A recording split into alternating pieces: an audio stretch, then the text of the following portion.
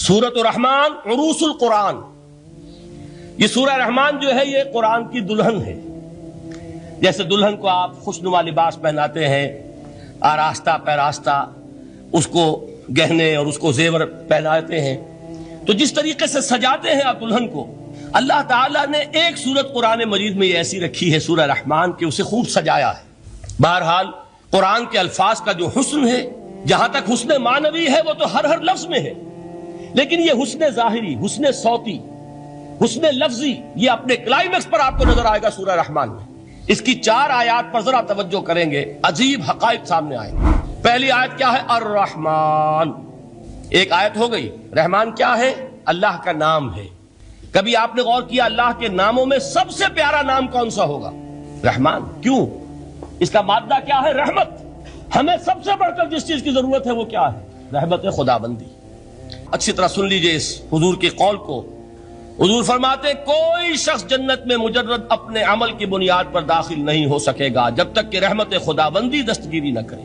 کسی صحابی نے بڑی ہمت اور جرأت کا ثبوت دیا کہ پوچھ لیا، کیا حضور آپ بھی؟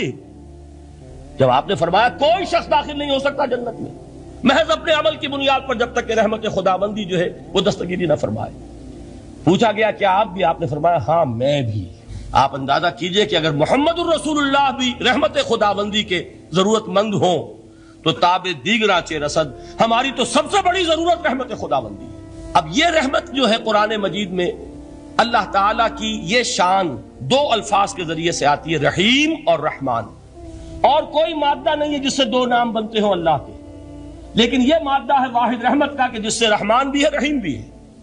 رحیم صفت مشبہ ہے، رحمت دائم ہو جائے گی، مستقل ہوگی تو رحیم کہیں گے۔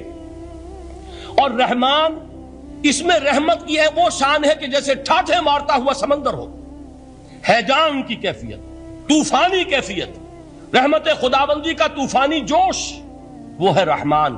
اب آگے چلیے، الرحمن علم القرآن، رحمان نے قرآن سکھایا۔ رحمت خداوندی کا سب سے بڑا مظہر، رحمان کی رحمانیت کا سب سے بڑا مظہر قرآن ہے۔ ان میں جو منطقی ربط ہے اس کو سمجھتے جائیے۔ اچھا آپ یہ سوچئے، جو علم بھی انسان کو حاصل ہوا وہ کس نے دیا؟ اللہ نے۔ سائنس کا علم کس نے دیا؟ اللہ نے۔ علم آدم الاسماء کلہا، وہ علم الاسماء جو حضرت آدم کو دے دیا گیا تھا ازل میں، یہ اسی کا ظہور ہے، یہ اسی کی ایکسفولیشن ہے جو ہو رہی ہے اور ہوتی رہے گی ابھی۔ اور دوسرے علم ہے وہ کس نے دیا؟ اللہ نے دیے۔ لا یحیطون بشیء من علمہ الا بما شاء، مخلوق میں سے کوئی اللہ کے علم میں سے کسی شے کا احاطہ نہیں کر سکتا مگر وہ جتنا اللہ دینا چاہے۔ لیکن یہ کہ تمام علوم میں چوٹی کا علم قرآن، نوٹ کرتے جائیے، اب چوٹی کی چیزیں جمع کیجیے۔ اللہ کے ناموں میں چوٹی کا نام رحمان، اللہ نے جو کچھ انسان کو سکھایا اس میں چوٹی کا علم قرآن۔ خلق الانسان، انسان کو پیدا فرمایا۔ سوال یہ کہ حیوانات کو کس نے پیدا فرمایا؟ آسمان کس نے پیدا کیے؟ زمین کس نے پیدا کی؟ فرشتے کس نے پیدا کیے؟ کیا مطلب خلق الانسان؟ اس کی تمام مخلوقات میں اس کا کلائمیکس، اس کی تخلیق کی معراج، اس کے تخلیق کا نقطہ عروج انسان ہے۔ یہ ہے کہ جو مسجود ملائک بنا ہے۔ وَلَقَدْ كَرَّمْنَا بَنِي آدَمَ وَحَمَلْنَاهُمْ فِي الْبَرِّ وَالْبَحْرِ وَرَزَقْنَاهُمْ مِنَ الطَّيِّبَاتِ وَفَضَّلْنَاهُمْ عَلَى كَثِيرٍ مِّمَّنْ خَلَقْنَا تَفْضِيلًا۔ تو تخلیق میں سب سے اونچی تخلیق انسان کی، علموں میں سب سے اونچا علم قرآن کا، اللہ کے ناموں میں سب سے اونچا نام رحمان۔ اب آئیے چوتھی چیز، علمہ البیان، انسان کو بیان کی صلاحیت عطا فرمائی۔ کیا اور کوئی صلاحیت عطا نہیں کی؟ بینائی کس نے دی؟ اللہ نے۔ اسی طریقے سے سماعت کس نے عطا فرمائی؟ اللہ نے۔ کتنی فیکلٹیز ہیں، کتنے ایکسٹرنل آرگنز ہیں سینس کے، کتنے انٹرنل سینسز ہیں جو اللہ نے دیے ہیں۔ لیکن یہاں بھی سمجھ لیجئے جتنی فیکلٹیز ہیں ہیومن فیکلٹیز، ان میں ٹاپ کی فیکلٹی جو ہے وہ اسپیچ ہے، کلام ہے، بیان ہے۔ جن لوگوں نے میڈیکل سائنس کا مطالعہ کیا ہے وہ جانتے ہیں کہ یہ برین ہے، ہیومن برین، اس برین میں جو وہ اوپر ایک زرد سا مادہ ہوتا ہے، گرے میٹر، اس کی ایک کوٹنگ ہوتی ہے، یہ ہائیسٹ ایوالوڈ فارم ہے، اور اس میں سب سے بڑا رقبہ جو ہے وہ اسپیچ سینٹر کہلاتا ہے۔ اسی لیے انسان کو حیوان ناطق کہتے ہیں۔ حیوان کے اور انسان کے مابین امتیاز قائم کیا گیا، نطق، گویائی، بولنا۔ اب یہ کیا چیز ہوئی؟ انسان کی صلاحیتوں میں سے سب سے اونچی صلاحیت، 4 آیتیں ہو گئی نا۔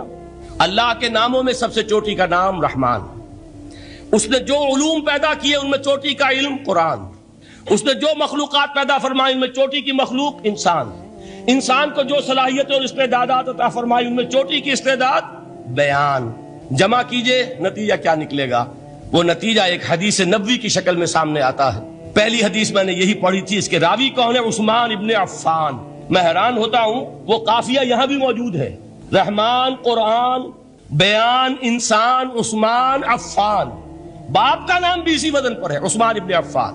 عن عثمان ابن عفان رضی اللہ تعالی عنہ قال قال رسول اللہ صلی اللہ علیہ وسلم، حضرت عثمان شہید مظلوم ذو النورین رضی اللہ تعالی عنہ فرماتے ہیں کہ اللہ کے رسول صلی اللہ علیہ وسلم نے فرمایا، خیرکم من تعلم القرآن وعلمہ، تم میں سے بہترین لوگ وہ ہیں جو قرآن سیکھیں اور سکھائیں۔ قوت بیان جو تمہاری ٹاپ فیکلٹی ہے، اس کا استعمال کسی گھٹیا کام کے لیے نہیں ہونا چاہیے۔ دیکھیے اردو میں محاورہ ہے کہ توپ سے مکھی نہیں ماری جاتی، توپ بنائی گئی ہے کسی بڑی شے کے لیے، مکھی مارنے کے لیے توپ استعمال نہیں ہوتی۔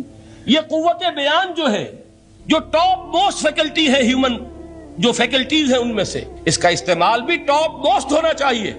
قرآن کو بیان کرو، وہ جیسے کہ علامہ اقبال نے کہا ہے، بلکہ غالباً ان کے قبر پر آس پاس جو اشعار لکھے ہوئے ان میں سے ایک یہ بھی ہے، اگر یک قطرہ خونداری، اگر مشتے پرے داری، بیابامن تو آموزم طریق شاہ بازی را، اگر تمہارے اندر ایک قطرہ بھی خون کا ہے اور مٹھی بھر بھی پر اگر اللہ نے دیے ہیں تو میرے پاس آؤ کہ میں تمہیں شاہبازی کے طریقے سکھاؤں۔ اسی طرح جان لیجئے اگر اللہ نے قوت گویائی عطا فرمائی، اگر اللہ نے تمہیں حیوان ناطق بنایا، اگر اللہ تعالیٰ نے تمہیں یہ صلاحیت عطا فرمائی، اس صلاحیت کا مصرف دنیا کو نہ بناؤ، اس صلاحیت کا مصرف اللہ کے کلام کو پھیلانے پر اس کو صرف کرو۔ خیرکم من تعلم القرآن وعلمہ، خیر جب لفظ آتا ہے بغیر من کے، ورنہ تو آتا خیر من ہو تو یہ ہوگی کمپیریٹیو جو ایک ایڈجیکٹیو جو ہوتی ہے، لیکن یہ سپرلیٹیو ڈگری ہے جب بغیر من کے ہوگا۔ خیرکم، دی بیسٹ امنگسٹ یو، جو تم میں بہترین لوگ ہیں وہ کون ہیں؟ من تعلم القرآن وعلمہ، جو قرآن سیکھیں اور سکھائیں، قرآن پڑھیں اور اسے بیان کریں۔ آج جان لیجئے سب سے بڑی ضرورت اس بات کی ہے